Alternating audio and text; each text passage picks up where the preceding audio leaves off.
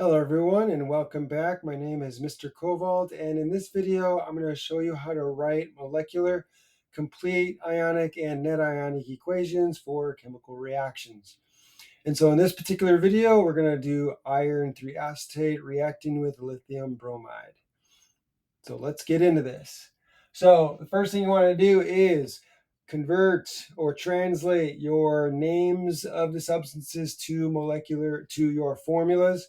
So in order to do that, you need to know how to name ionic substances and also your acids and your bases. So if you are rusty on that, please see my videos on naming ionic substances and naming acids. I'll link them down in the description section. So without any further ado, let's go ahead and do this. So for your ionic substances, you got to remember that the name of the ionic substance comes from the name of the ions themselves. So the two parts are actually the names of the two ions. So we have iron 3 and we have acetate. So those are the two ions. So all we need to do is write the symbol or formula with the charge. So the Roman numeral here tells you the charge. It does not tell you the number of iron atoms or ions I have in my substance. It only gives me the charge on the iron. So that would be Fe, and that has a 3 plus charge. Okay, so that's the iron ion. What about the acetate? Well, acetate is a polyatomic ion. You're going to need to know your polyatomic ions. You're going to need to know the formulas and their charges. Now, your teacher is probably giving you a sheet or a table of the common polyatomic ions that they want you to memorize. So you could use that or get that from the internet. But acetate is a very common one. So acetate is C2H3O2 minus. If you need help with memorizing your polyatomic ions, I also have a video on polyatomic ions, and I go over patterns to notice. That'll help you remember what the formulas and the charges are.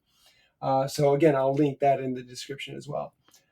So here, I have my acetate ion, it has a -1 charge. I have my iron, it has a 3 plus charge. So I have my ions. Now all I need to do is put them together in a formula. When you do that, you need to make sure that the charges are balanced. So here I have a negative charge, I have a -1, and I have a +3. So I'm going to need 3 acetate ions to balance that. So another way you could do that is do the crisscross method, where you take the numbers of the ions, of the charges, and you put them as subscripts by crisscrossing. So the 3 will be a subscript for the acetate, and the 1 will be a subscript for the iron.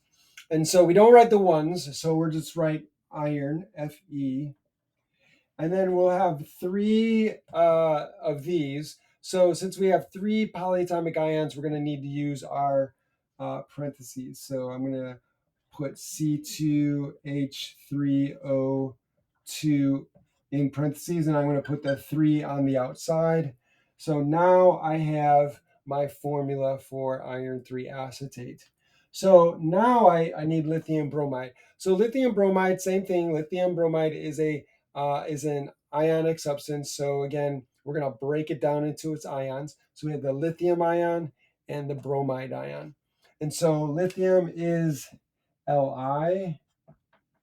Lithium is going to be, it's in the first group. It's going to have a +1 charge. And we know that it has a +1 charge because it's in group 1. And the rule is if you're in groups 1, 2, or 3, then the positive charge of those ions is equal to the number of the group you're in. So a 1A group element will have a +1 charge. A 3A group element will have a 3 plus charge. A 2A group element will have a 2 plus charge. And so that works for groups 1, 2, and 3. A better way of keeping that in mind is just remember the valence electrons and the structure of the elements in each group. So we know that when we know that the group number of the main group elements is equal to the number of valence electrons that you have. So if you're in group 7A, then you have 7 valence electrons. If you're in group 5A, you have 5 valence electrons. If you're in group 1A, you have 1 valence electron. So here, lithium is in group 1A, so it has 1 valence electron. And if we keep in mind that all elements want to be like the noble gases because they have a full outer shell, a full valence shell, which is usually 8 electrons, then what the elements are going to do is they're going to lose or gain electrons to get that outer shell. So lithium only has 1 valence electron, so it could either add 7 valence electrons, which is going to be pretty hard, or it could lose that 1 electron, and then by losing that 1 electron, it will have an outer shell that's full. And that's easier to do. So lithium will lose that negative electron, and then by losing that negative electron, it will now have an unbalance of electrons and protons. So one of the positive protons will no longer have an electron that's going to balance the charge. So that's where the +1 charge comes in. So it has a lithium plus charge.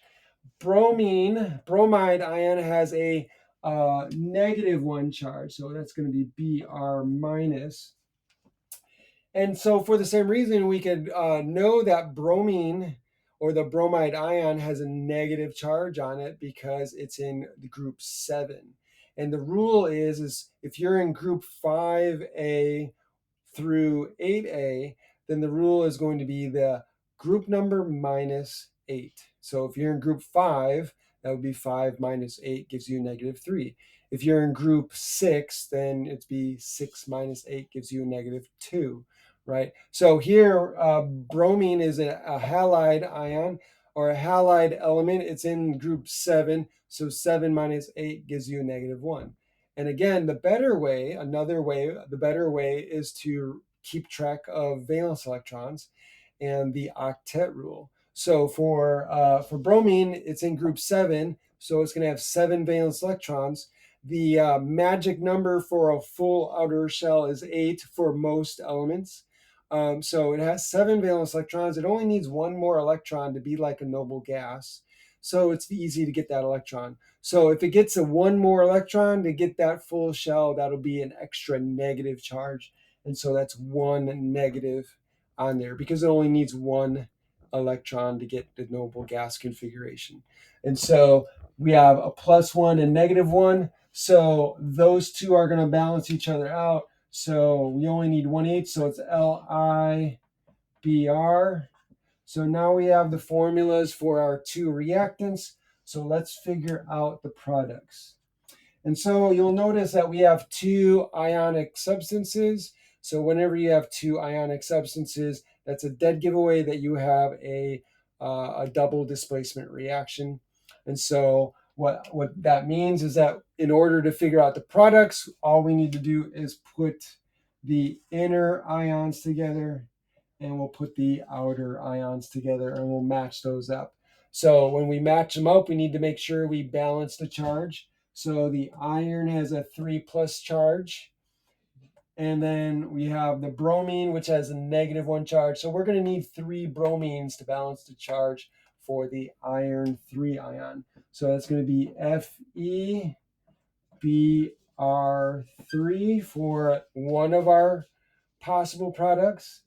And then we have the acetate and lithium. Lithium is a +1, acetate ion is a -1, so it's 1 to 1.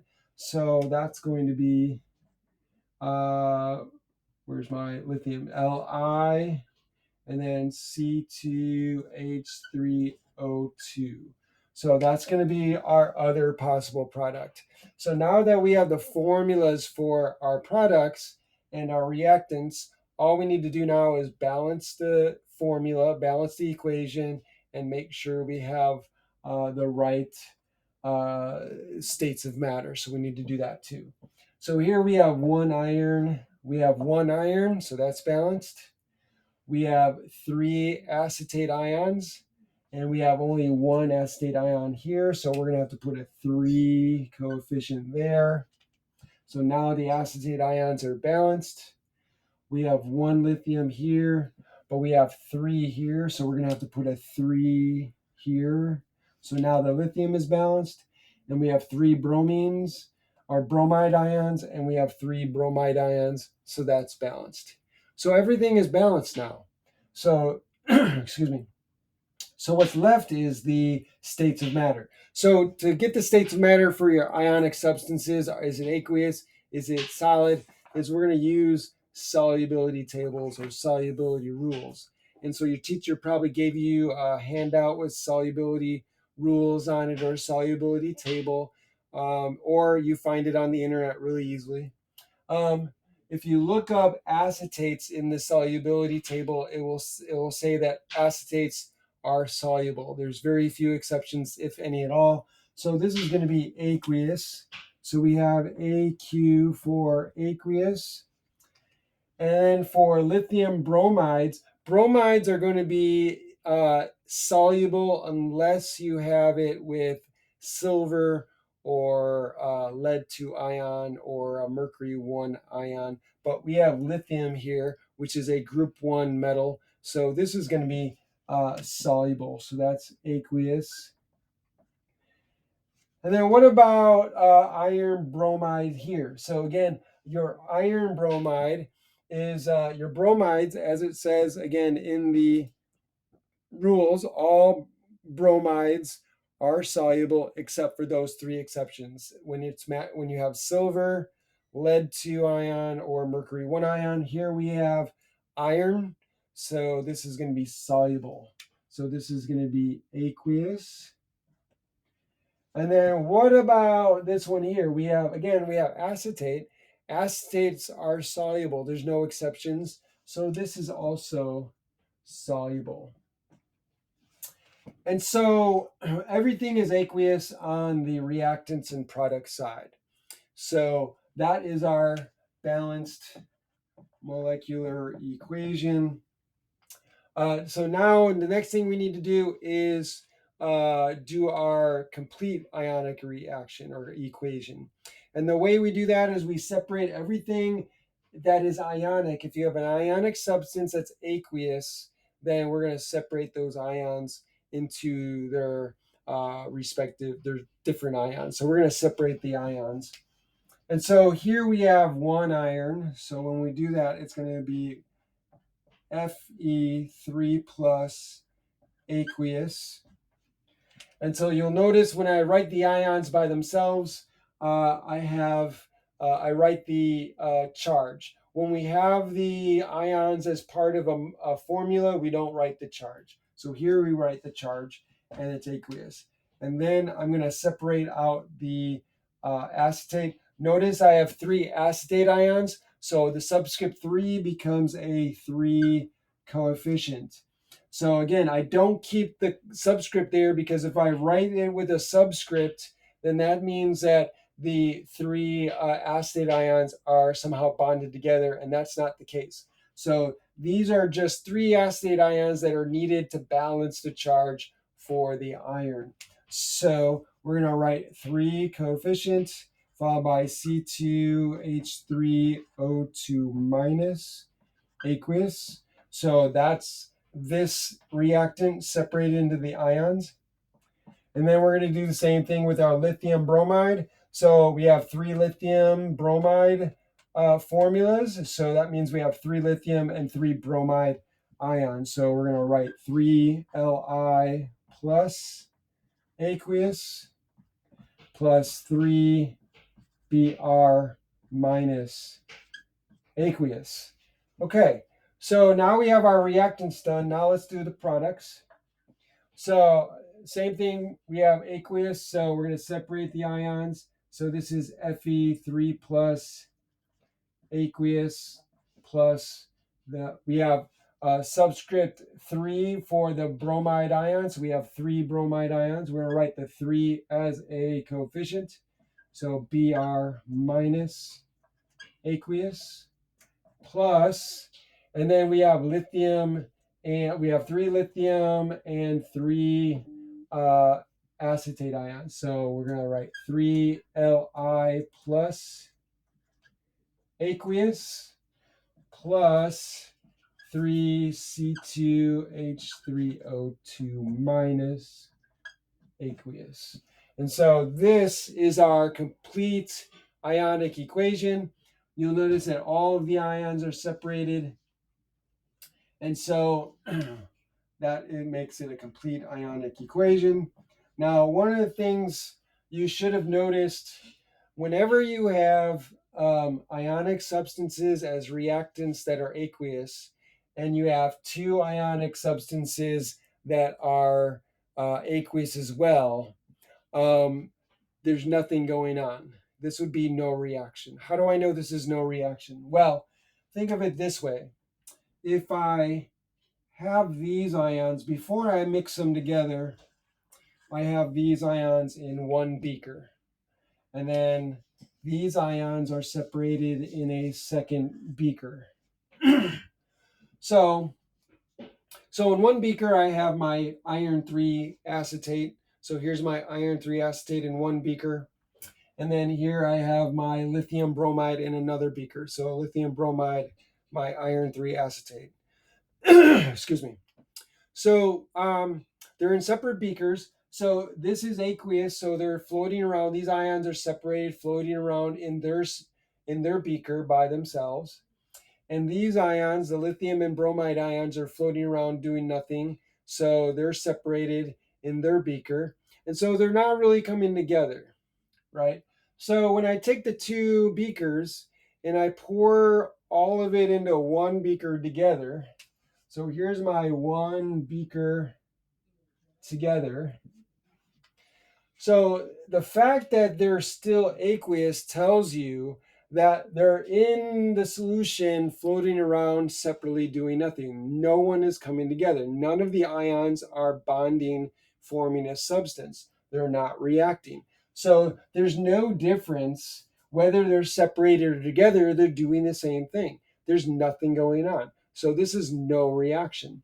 And the other way you could see that is try writing a net ionic equation. The way you write a net ionic equation is by separating out the spectator ions. And the spectator ions are the ions that are not involved in any reaction. They're not forming anything. And the way you identify a spectator ion is, does it change from one side to the other? As a reactant, is it the same as a product side? So going from reactant side to product side, is there a change? If there is no change, then it's a spectator ion. If there's a change, then it's part of a reaction. So if you look at these, we've already seen that all of the ions on this side are aqueous. All of the same ions are aqueous on this side. There's absolutely no change. So they all are spectator ions. So if we got rid of all of the spectator ions, there'd be nothing left. There's no reaction. So NR, no reaction. So I hope this was helpful. If you like this video, if this was informative, then please hit the like button. Make sure you subscribe to my channel, hit the notification so you can be notified by other videos that I put out. Put a comment in the comment section. Let me know what you think. Ask me questions. And thanks for joining me. Have a great day.